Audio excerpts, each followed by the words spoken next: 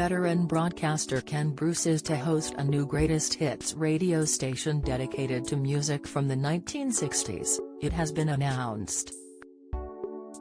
The former Radio 2 DJ had been at the BBC for more than 3 decades before moving to a mid-morning weekday slot at the Bauer Media Company in April this year, playing hit songs from the 1970s, 1980s and 1990s. On Thursday, Greatest Hits Radio announced the launch of a new digital station, Ken Bruce's Secret 60s, marking the first time a whole station has been dedicated to the decade.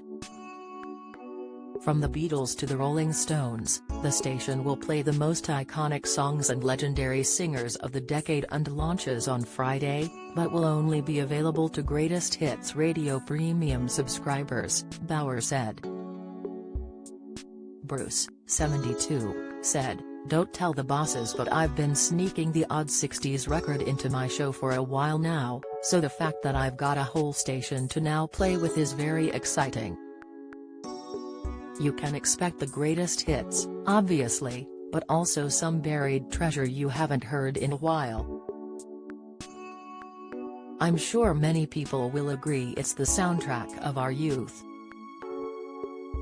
Ken Bruce opens up on life after Radio 2 dragged myself away successfully. "I can't wait for you to hear it, just don't tell anyone, it's a secret, remember." The Scottish broadcaster's first show on Greatest Hits Radio saw him kick off by playing Come Together by the Beatles, the opening track of the band's Abbey Road album, which was released in 1969.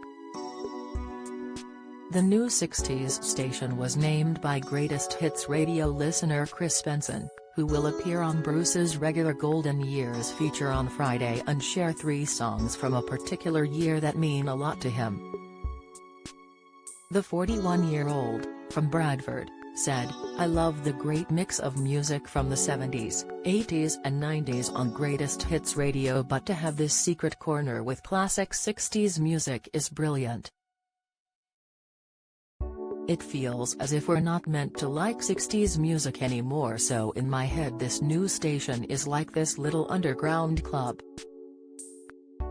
Greatest Hits Radio taking on board my suggestion of Secret 60s as a name shows the brilliant interaction that the station has with its listeners, and being invited on the station to talk to Ken was a lovely surprise."